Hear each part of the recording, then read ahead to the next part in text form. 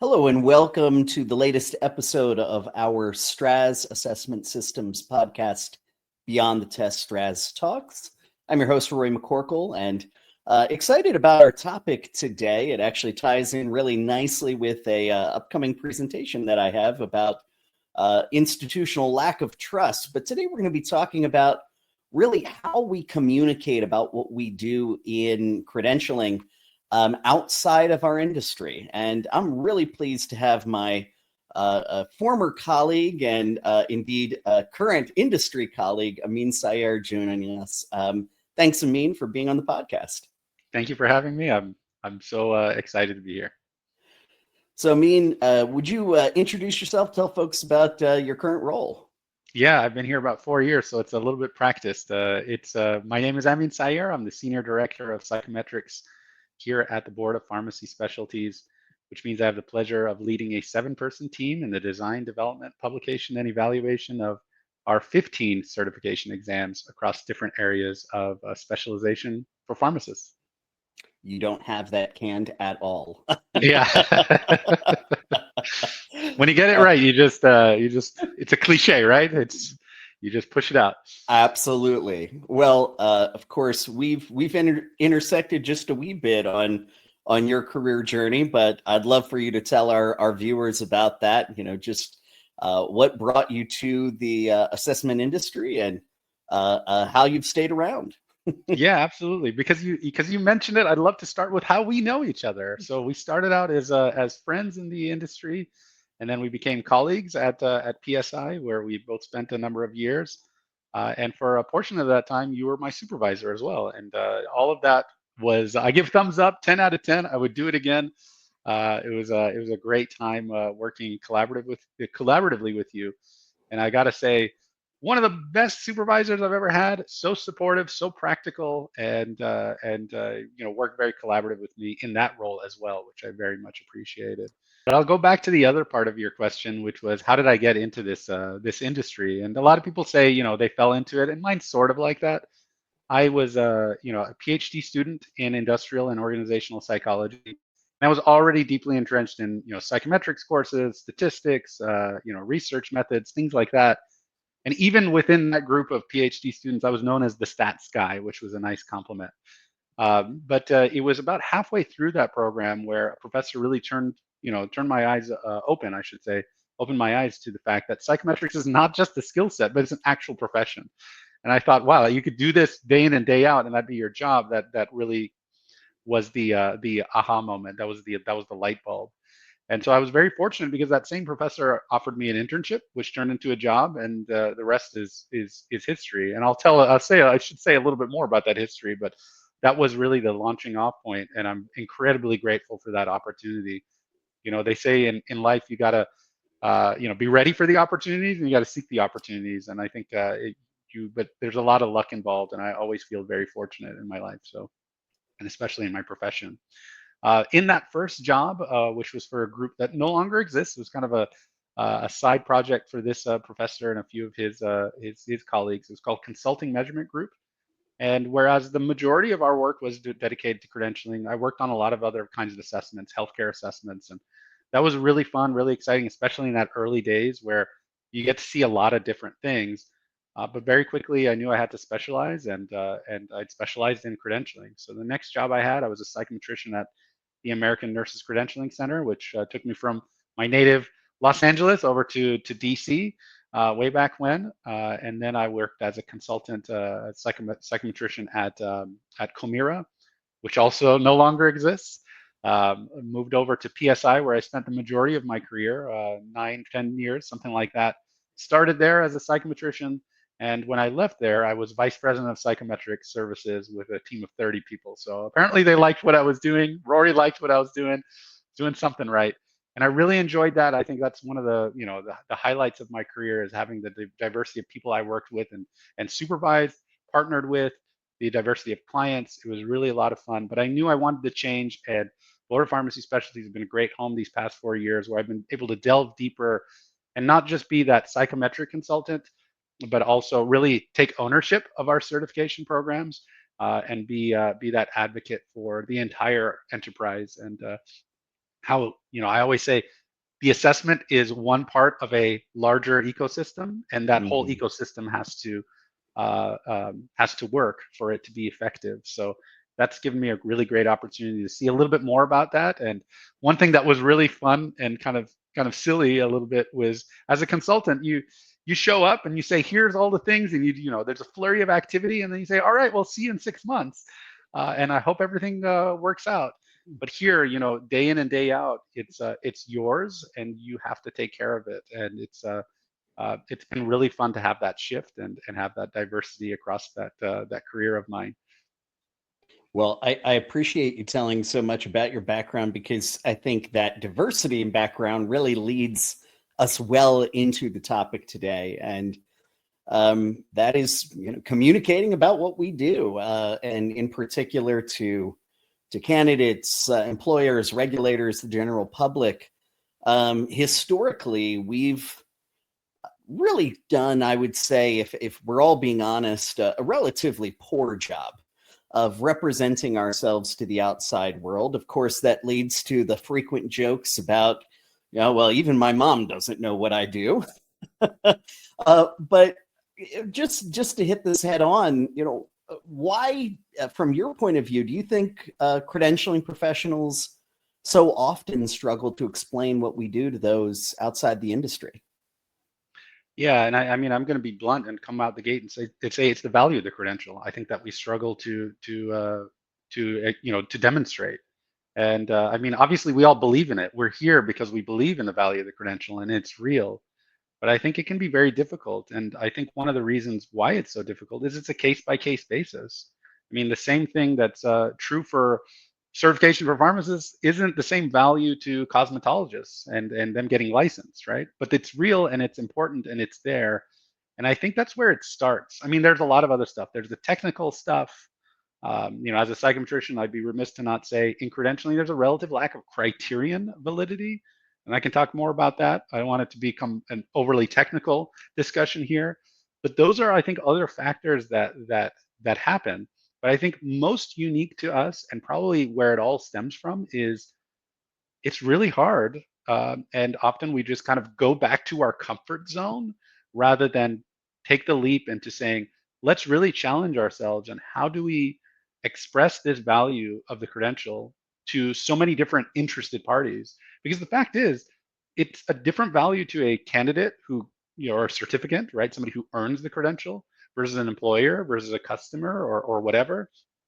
And thinking about like in the healthcare space for us with pharmacists or physicians or nurses, it's not often that the public really interfaces with it either to know. I want a pharmacist who's, let's say, BCPS certified. Like they might not know the difference or have any control over selecting that pharmacist. And I'd say that's not always true. There are times where the patient is able to select their physician, their nurse, their whatever, but that's not always the case, and not every member of the public, not every patient. We're all patients someday or today. Um, are going to have that insight, that understanding, and that choice. And so I think that helps obfuscate some of that meaning or value of the credential. That's harder to demonstrate to folks. Well, and I appreciate you bringing up the need for diverse messaging, right? Because I mean, I think back to when I was the product manager for a certification quite a while ago. But one of the things that we would constantly tout is a regular salary survey that we did that showed that our credential holders made significantly more on average than the non-credentialed professionals in that field. And to your point, great message for candidates in terms of potential value, not necessarily a value factor that employers might put atop on their list. Yeah, which is unfortunate. I mean, I think as an IO psychologist, I think you got to invest in your employees, love them or leave, or they're going to leave, right? And but you're right. I mean, it's going to be a different message that you provide to the employers, because what do they want? They want stability. They want reliability. They want to know that their employees meet a certain standard. And so, often they'll say, what it really comes down to is an employer more likely to hire you? Um, but I'd say we kind of need to flip it on its head too and see, why are people saying, it's not worth it for me, right? Mm, And some of the things that we often hear is, well, they don't give me a pay bump at my current job, which I think might be a little short-sighted, but that's fair, right? Or I've demonstrated my competencies elsewise. I often say, these credentials are meant for the people who are entering into the profession, entering into that specialty. So we're not really targeting, I mean, those people are welcome, but we're not really targeting the person with 25, 30 years of experience. That's not who the tests are designed for. That's not who the credentials are designed for. And typically, those people with 30 years of experience have had ample time to show in other ways through whatever it is, publications, committee work, whatever, that they've done, that they have those competencies. But it can be such a, I'd say, if we really want to start describing it in ways that people can understand, I describe a credential like a passport. Yeah, you may work at such and such organization and everyone knows you and they think you're great, but you may or may not stay there forever. And even if you do stay there forever, how do you show other people outside of your little bubble that you have those competencies, those knowledge and skills? Well, credentials like that passport to say, hey, I can move. I don't have to work necessarily just at Mayo Clinic, but you could hire me at Kaiser Permanente or whatever, right? mhm. Your flavor of the week. This is also true for IT folks and dog groomers and you name it. But it's that standardized way to demonstrate your competencies in a way that should be readily accessible, easy for people to understand, and should have a one sentence, right, explanation of, this shows that you have requisite level of competency in such and such area. Well, and I appreciate you mentioning that kind of one sentence response, because yeah, I think the whole concept of an elevator pitch for value, and doing so for the diverse stakeholder groups that each credential engages with, is a key one. Yeah. Speaking of that, certainly we live in a land of pretty technical terms. Certainly looking around any major industry conference, the average level of education certainly reflects that. A lot of PhDs, a lot of master's folks, so on and so forth.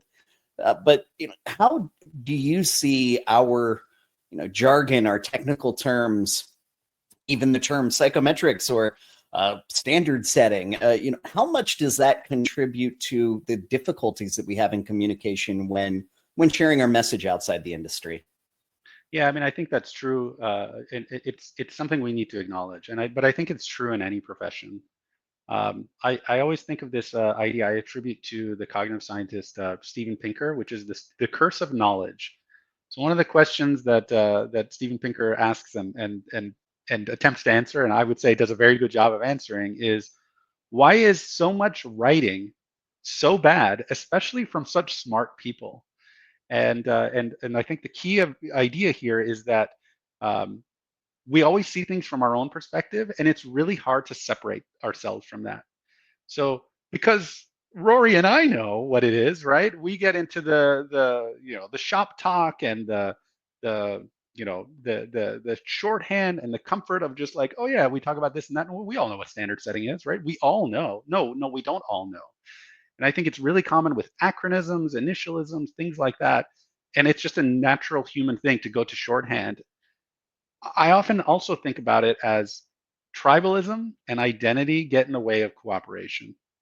Yeah, absolutely. There's a certain point of pride of like, I understand terms like psychometric. I mean, I went through an advanced degree. I got a PhD in this stuff, right? Like, of course, I have a certain amount of pride and identity all wrapped up into it. But that's not secret or sacred. It's something that should be shared with other professionals. And we said diversity before. I'd say it takes a diversity of expertise and experience to get things moving. So if we're not acknowledging that, let's say IO psychologists or psychometricians or credentialing professionals, whatever that circle is, we don't have all the answers. We need to make sure that we have input from others. One of the things that I always think is funny is, there are times where in credentialing, psychometricians are just kind of, they're talking about certain ideas, and then it's like, well, we've been doing that way in other areas, like in industrial and organizational psychology, since the 1950s. It's not a new idea, right? And so those moments are really kind of embarrassing for us, where we're not looking outside of ourselves for the answers, not sharing the answers we have to others. And I think we often will lament that we don't have a seat at the table when other people are making decisions outside of our discipline. But we haven't always done a good job of demonstrating that we should have that seat at the table, and we have answers, and we've figured things out in credentialing that can benefit people in business or HR or whatever. And I think that that hurts us, and I think it hurts the overall experience for candidates, for workers, professionals, whatever, employers, when we don't have that cooperation. Well, I couldn't agree more, and I think let's actually talk about openly some of those issues that we get into. I mean, and by that I mean, what do you see as being some of the most common misconceptions? Those things that when you're out talking to patients, general public, employers, where they have confusion about what is credentialing and what does it mean. Yeah, I mean, I think that the two common most misconceptions are they think it's education, and the second one is they think it's membership, or dare I say, I like the term money grab. It's a money grab. Everyone's just trying to get a piece of the pie, and so I'll delve a little bit deeper in both of those. And I'd say one of the first things is it's only natural. We go through so much schooling, right? That becomes our default when we think about tests and assessments and that whole environment, that whole process. And that's good. And I'm not saying anything is wrong with that area. I'm just saying credentialing is not that, right? There are things that are shared, certain processes, mostly on the operational or technical side, that are similar to educational assessments. But the whole purpose or value is different in what is often called summative versus formative assessment. A formative assessment to help build people up, and a summative assessment as a key point in time. What is their assessment over the course of their career or educational history or what have you. So I think things that I often hear that make me roll my eyes are like, will you grade the test on a curve, or people feel like they can complain to the teacher and say, hey, I don't agree with your answer for number 13. Like those types of things make sense in many educational settings. I won't even say all, but they really don't translate to credentialing. And I think we need to get in front of that and help explain to folks that this is not, this is not that test that you're used to taking in 11th grade. You know, SATs are great. They do a job there, but that's not the same thing as what's happening here.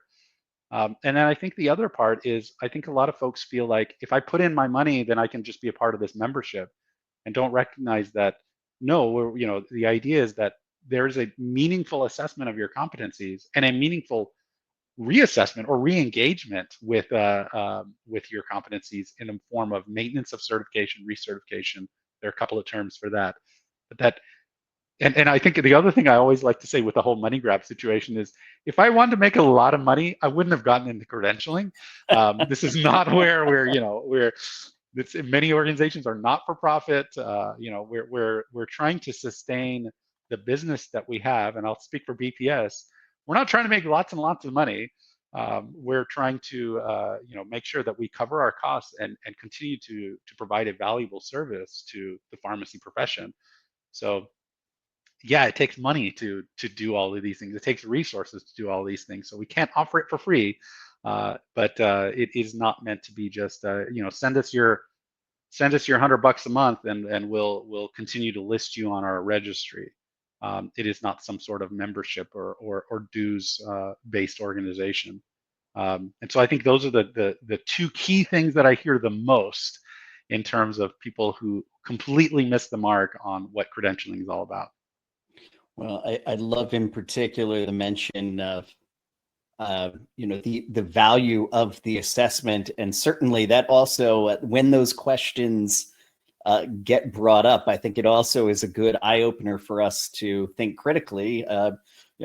Is there an issue with the fidelity of my assessment that this concept of the meaningfulness of it is being questioned? So I appreciate that mention, because I also think these can be good data points for us to do some self-reflection on our programs.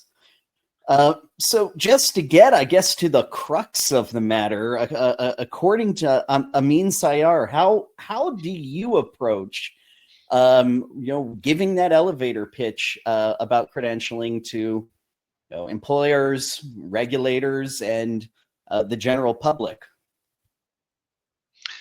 So there's the question I often ask here at BPS that folks either, they see it a mile away. Like I ask it all the time, and maybe some folks are sick of it. And I say, well, what business are we in, right? And I love to hear the answers. Are we in a customer service business or whatever? And I think most of the answers I hear are like, yeah, close. Yeah, oh, we're in the psychometric. No, the way I would describe it is the shortest version is we're in the business of helping people make decisions. That's the way I like to say it. But there's a little bit longer. Here's the better answer. We're in the business of helping people make better, more informed decisions about the professional competency level of individuals. And we do that in a way that promotes consistency, accuracy, and fairness. So that's really my elevator pitch for credentialing. It's that decision-making process. And like we've mentioned before, there's so many interested parties like employers and the general public and whatever. And recognizing that they have different needs, they have different perspectives, and that's all good. But I often say, one of the things that when I describe what I do, at the cocktail party, um, we have to admit to ourselves that we don't always get a positive reaction of like, oh, you're in testing, you're the jerk who does, who makes me. And I often say, I'm like, hey, I understand that there are frustrations and there's negative feelings towards testing. Testing can be stressful. I get that. But I also want to remind you that I'm the scientist that is trying to ensure the reliability, validity, and fairness. So in my story, anyway, in my version of the story, I'm the hero that's trying to make this as meaningful, accurate, consistent, and fair as possible for you. So without me, there might be some bureaucrat, let's call it, who's making you do things for bureaucratic reasons. But I'm there trying to make sure that we're enhancing that experience for you and that it's as meaningful as possible. And I think that's an important message is we're not here to be that bureaucrat to push the pencil and push the dollars and cents. We're really trying to do this in a way that's going to be of value and of meaning to the people who engage in our credentialing process. Well, I may steal that rebut to those who come back at us with the "oh, you're that guy" at the next cocktail party conversation where I get hit with that. So thank you for that. Great. Reminds me very well of just some of the pressure testing for anyone who's ever done advocacy work and pressure testing of messaging, for example, for A Day at the Hill, and talking about the value specific to that kind of function. And it certainly is a different thought process. So, again, I just love the examples of both having that pitch, but also localizing it, customizing it to that audience. Well, overall, I think you've brought some great examples to the forefront. What have been some of the better strategies that you've seen for demonstrating the impact of what we do?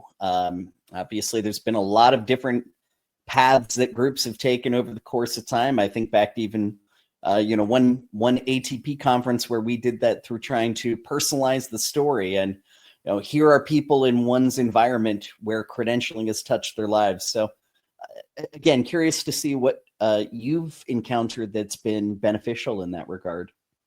Yeah, I mean, we've said it a few times, but I think it cannot be overemphasized. And that is the message can be the same message, but it has to be said differently. It's a different medium. It has to be, sometimes it's the exact same thing, but you're saying it differently. And sometimes it takes a completely different idea um, for a different audience. So I'd say that audience analysis is such a key component. I mean, it's the step that's missed that really leads you to. I mean, I'll say for me, a lot of times if I'm working with individuals, I feel like I'm without my whiskers, without understanding, well, what's their perspective, what are their expectations before I start delivering a message. So despite how loquacious I am, I will say I do try very hard to listen first. and listen well before I provide what I give. And I think the other idea here is recognizing that we're just one part of the puzzle, right? If I present to you these ideas, I really expect or want to elicit the engagement back. And so I think two key things in terms of just like communication skills, audience analysis, and provide opportunity for engagement with your audience. But that's the nuts and bolts of it. The other part of the answer to this really good question is, I'd say maybe unfortunately, a lot of it is on a case by case basis. Because if we can say that pharmacists who have the BCPP credential, we've done a study and it shows that certain patient outcomes are better amongst people who have the certification versus not. Well, that's great, but now I've got 14 other credentials that I've got to do that with, right? And then there are certain other things like salary and whatever.